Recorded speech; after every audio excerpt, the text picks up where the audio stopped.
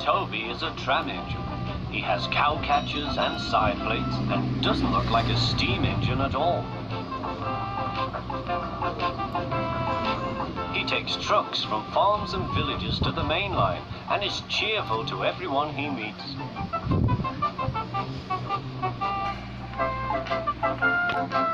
He has a coach called Henrietta, who has seen better days.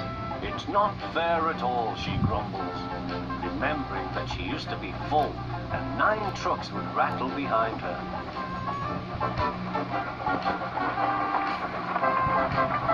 Now there are only 3 or 4.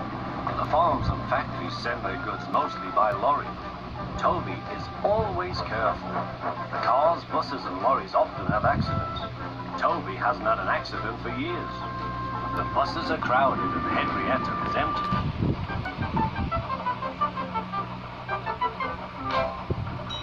A lady and a stout gentleman stood on Toby's platform.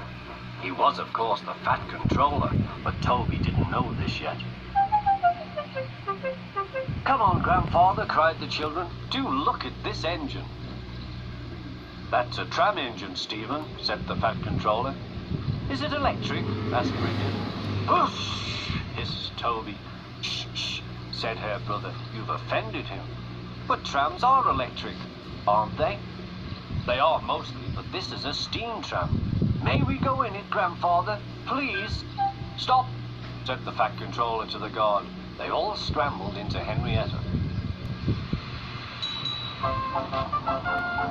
"Hip, hip, hooray," chanted Henrietta. But Toby did not sing. "Electric indeed, electric indeed," he snorted. He was very hurt.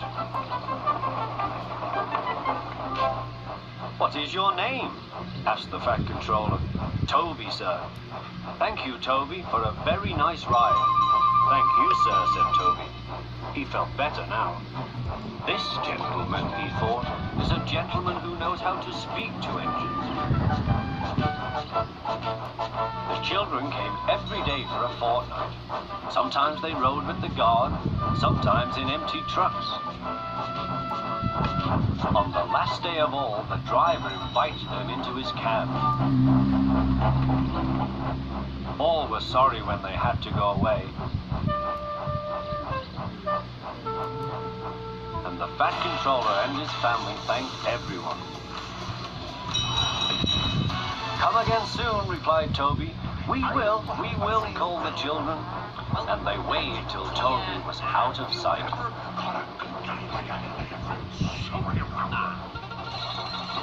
The months passed. Toby had few trucks. "Our last day, Toby," said his driver one morning. "The manager says we must close tomorrow." That day, everyone wanted a chance of a last ride. The passengers joked and sang, but Toby and his driver wished they wouldn't.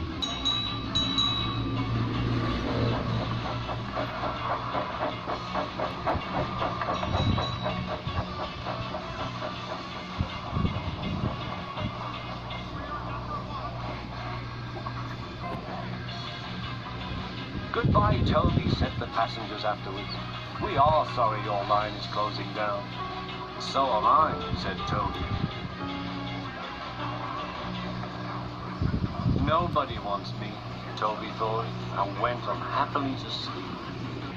Next morning, the shed was flung open, and he woke with a start to see his driver waving a piece of paper. "Wake up, Toby," they shouted, "and listen to this. It's a letter from the stout gentleman." Toby listened then. But I mustn't tell you any more, or I shall spoil the next story.